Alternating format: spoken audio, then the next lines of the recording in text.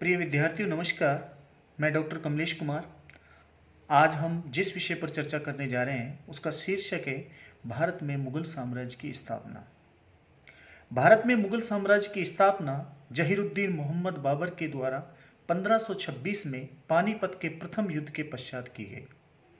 जैसा कि उल्लेखित है कि पानीपत का प्रथम युद्ध इब्राहिम लोदी और बाबर के बीच हुआ। इस युद्ध में बाबर ने इब्राहिम लोदी को पराजित किया और पराजित करने के पश्चात उसने भारत में मुगल साम्राज्य की नींव डाली। भारत में मुगल साम्राज्य की नींव डालने वाला जहीरुद्दीन मोहम्मद बाबर, हम उसके बारे में कुछ जानकारी यहाँ प्राप्त करेंगे। जैसा कि उल्लेखित है, बाबर ने अपनी आत्मकथा बाबरनामा, जो कि मूलतः तुर्की भाषा में लिखा है, उसमें वो अपने जीवन काल की कुछ महत्वपूर्ण घटनाओं का वो जिक्र करता है। इसके साथ साथ उसने हिंदुस्तान पर जो विजयी अभियान की जो शुरुआत की, उस घटना के बारे में तथा जिस समय उसने भारत पर आक्रमण किया उस समय भारत की राजनीतिक स्थिति किस प्रकार की थी। जैसा कि कहा गया है कि यहाँ 4 प्रमुख राज्य दिल्ली, गुजरात, मालवा और बंगाल, ये 4 प्रमुख ऐसे राज्य थे। जब बाबर ने भारत पर आक्रमण किया उस समय ये राज्य एक तरीके से आपस में अपने राज्य की सीमाओं का विस्तार करने में लगे हुए थे। एक तरफ दिल्ली में इब्राहिम लोदी वंश का अंतिम सुल्तान था, तो दूसरी तरफ गुजरात के अंदर बहादुर शाह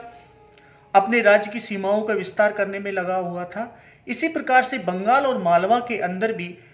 यहाँ के शासकों के द्वारा अपने राज्य की सीमाओं का विस्तार किया जा रहा था। बाबर, जिसने भारत में मुगल साम्राज्य की नींव डाली, बाबर ने किस तरीके से अपने विजयी अभियान की शुरुआत की और वह एक छोटे से राज्य, जैसा कि उल्लेखित है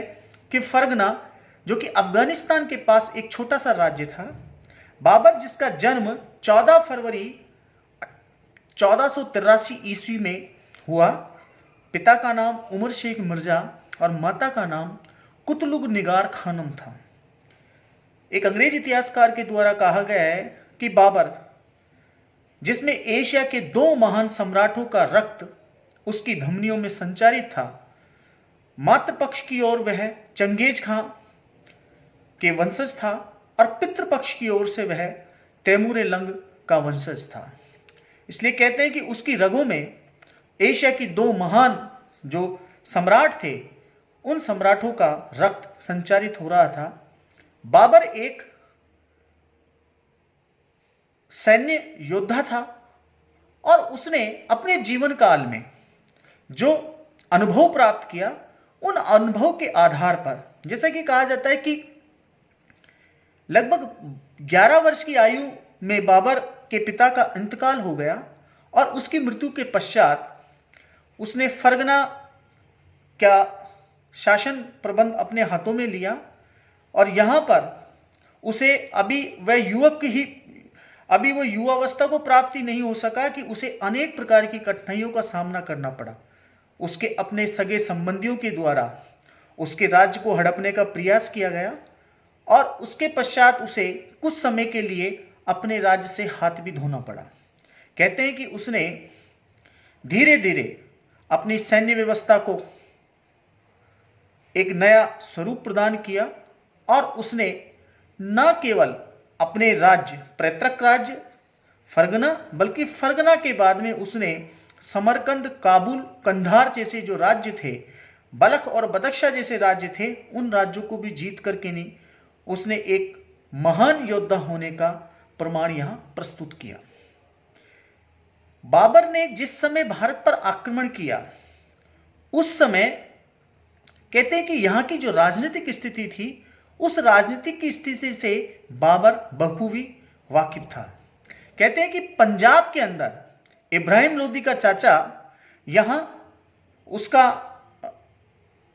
सूबेदार के रूप में कार्य कर रहा था, लेकिन इब्राहिम लोदी के बीच में और उसके चाचा के बीच में जो संबंध थे वो बड़े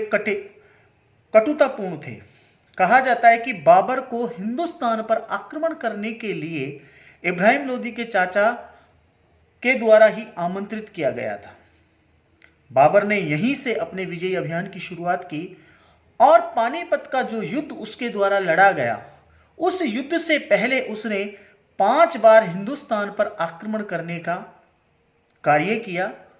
पहला आक्रमण की यदि हम बात करें तो उत्तर पश्चिमी सीमांत प्रांत पर जो किले थे, उन किलों को जीतने का निश्चय बाबर के द्वारा किया गया। उसने भेरा के किले को जीता, उसने बाजौर के किले को जीता, उसने यूसुफजाई जो जाति थी उस जाति के विरुद्ध उसने अभियान किया और इस प्रकार से वह उत्तर पश्चिमी सीमांत राज्यों को जीतने के पश्चात अब उसने पंजाब राज्य पर आक्रमण किया और इन राज्यों को जीतने के बाद में वो हिंदुस्तान की सीमा में प्रवेश करते हुए वो आगे बढ़ता चला गया और 1526 में पानीपत के मैदान में उसका सामना इब्राहिम लोदी के साथ हुआ। कहते हैं कि इब्राहिम लोदी जिसके पास में 1 लाख से भी ज्यादा की विशाल सेना थी, बाबर जिसके बारे में अंग्रेज इतिहासकारों का मानना है कि वो 10 या 15 हजार सैनिकों के साथ ही भारत आया था। कुछ इतिहासकार इनकी संख्या बहुत कम भी बताते हैं, लेकिन बाबर की जो युद्ध नीति थी, उस युद्ध नीति का जिस प्रकार से उसने पानीपत के मैदान में प्रयोग किया और उसने इब्राहिम लोदी की विशाल सेना को पराजित किया और इब्राहिम लोदी को युद्ध में उसने जिस प्रकार से हराया, इसके पश्चात उसने दिल्ली पर अधिकार स्थापित कर लिया और दिल्ली पर अधिकार स्थापित करने के पश्चात बाबर ने अपने ज्येष्ठ पुत्र हुमायूं को आगरा पर अधिकार करने के लिए भेजा। कहते हैं कि आगरा, जिसमें इस समय इब्राहिम लोदी का परिवार यहां रह रहा था, जैसे उसे इसके परिवार को, इब्राहिम लोदी के परिवार जनों को इस बात की सूचना मिली कि बाबर का ज्येष्ठ पुत्र आगरा की ओर बढ़ रहा है, वो यहां से शाही खजाने को लेकर के निकल पड़े और बिहार और बंगाल के आसपास का जो क्षेत्र था यहां पर उन्होंने शरण ली और कालांतर में यहीं से वो अपनी राजनीतिक गतिविधियों को संचालित करते रहे। कहते हैं कि बाबर ने आगरा और दिल्ली पर अधिकार कर लिया और पानीपत के इस युद्ध के पश्चात उसने अपना मन हिंदुस्तान में रहने का ही बना लिया। बाबर अपनी आत्मकथा तुझके बाबरी, जिसे बाबरनामा भी कहा जाता है, उसमें लिखता है कि अब उसके भटकने के दिन समाप्त हो गए। कहते हैं कि बाबर ने पानीपत के युद्ध से पहले उसका जो मन था वो हिंदुस्तान पर आक्रमण करके यहां से धन प्राप्त करके अपने पूर्वज तैमूर लंग की भांति वो यहां से लूटपाट करके वापस अपने प्रदेश लौटना चाहता था। लेकिन जब उसने दिल्ली और आगरा को जीता और यहां वो कुछ दिनों तक रहा, उसके पश्चात उसने अपना मन बदल दिया और उसने यहीं हिंदुस्तान में रहना स्वीकार कर लिया। और अपनी आत्मकथा में वो लिखता है कि हिंदुस्तान की जलवायु उसे इतनी रास आई कि वो अपने पृथक राज्य को भी एक तरीके से भूल गया और यहीं से उसने अपने राज्य का संचालन करना प्रारंभ कर दिया। अब उसके समक्ष एक ही लक्ष्य था कि हिंदुस्तान के जो प्रमुख राज्य थे उन राज्यों को जीत करके भारत में मुगल साम्राज्य की जड़ों को स्थायित्व प्रदान करना, यह उसका प्रमुख लक्ष्य था। कहते हैं कि इस समय जब उसने पानीपत के युद्ध में इब्राहिम लोदी को तो पराजित कर दिया, लेकिन इब्राहिम लोदी को पराजित करने के पश्चात अब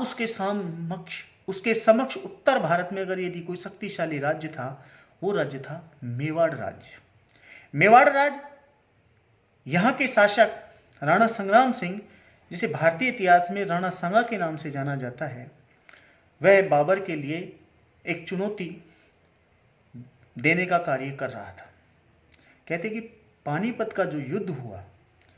इस युद्ध में बाबर को जो निमंत्रण दिया गया, बाबर अपनी आत्मकथा तुझके बाबरी में लिखता है कि जब मैं काबुल में था, यहां पर बाबर राणा सांगा के ऊपर संधि भंग करने का आरोप लगाता है। और वो कहता है कि जब मैं काबुल में था तो उस समय राणा सांगा का एक दूत मेरे पास आया और उसने हिंदुस्तान पर आक्रमण करने का एक प्रस्ताव मेरे समक्ष रखा और कहा कि मैं आगरा की तरफ से आक्रमण करूंगा, आप दिल्ली की तरफ से आक्रमण कीजिए और हिंदुस्तान में जिस तरीके की अराजकता की स्थिति या यहाँ के शासक सुल्तान के द्वारा जो शासन व्यवस्था चलाई जा रही है उससे यहाँ की प्रजा त्रस्त है, इसलिए आप इब्राहिम लोदी को पराजित करने में मैं आपकी सहायता करूंगा। इस तरीके का वचन यहाँ राणा सांगा के द्वारा बाबर को दिया गया। बाबर कहता है कि मैंने पानीपत के युद्ध में इब्राहिम लोदी को पराजित कर लिया, मैंने दिल्ली को जीत लिया और आगरा को जीत लिया। और वो काफिर शब्द इस्तेमाल करता है राणा सांगा के लिए। वो कहता है कि वो काफिर अभी भी मुझसे मिलने नहीं आया, इसलिए मैं उसे दंडित करना चाहता हूं। बाबर ने यहां राणा सांगा के ऊपर संधि भंग करने का आरोप लगाया है। अंग्रेज इतिहासकार जिसमें रसबुक विलियम जैसे इतिहासकार बाबर के द्वारा जो संधि भंग करने का आरोप लगाया जाता है, इसे ही खानवा के युद्ध का प्रमुख कारण माना जाता है। लेकिन दूसरी तरफ यहां कुछ ऐसे इतिहासकार भी हैं जो इस बात को कतई स्वीकार नहीं करते कि बाबर और राणा सांगा के बीच में जो समझौता हुआ, उस समझौते की पहल राणा सांगा के द्वारा की गई। यहां पर मैं एक रिसर्च स्कॉलर हुई हैं कुमारी वंदना पारासर, जिन्होंने भारतीय संदर्भ में बाबर नामक एक रिसर्च ग्रंथ लिखा है और उस ग्रंथ के अंदर उन्होंने स्पष्ट किया है कि यद्यपि दोनों शासकों के बीच में समझौता तो हुआ, लेकिन समझौते की पहल बाबर के द्वारा की गई, न कि राणा सांगा के द्वारा। उन्होंने अपने ग्रंथ भारतीय संदर्भ में बाबर, इसमें उन्होंने स्पष्ट लिखा है कि यहां पर बाबर का एक दूत मेवाड़ में राणा सांगा से मिलने आया और उसने इब्राहिम लोदी के ऊपर आक्रमण करने की योजना बताई। लेकिन उस समय मेवाड़ के सामंतों के दबाव के कारण, या ये कहें कि राणा सांगा उसे समझौते को करने के लिए तैयार नहीं था, लेकिन अंत में दोनों के बीच में कहा जाता है कि समझौता हुआ, लेकिन समझौते की पहल जो की गई वो यहां पर राणा सांगा के द्वारा न करके यहां बाबर के द्वारा की गई थी। इसलिए जो संधि भंग करने का आरोप बाबर ने अपनी आत्मकथा तुझके बाबुरी में लिखा है, वो सरासर गलत है। खैर, दोनों के बीच में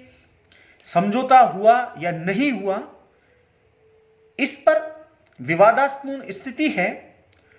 यद्यपि कुछ इतिहासकार इससे सहमत हैं, कुछ इतिहासकार इससे सहमत नहीं हैं, लेकिन इतना अवश्य था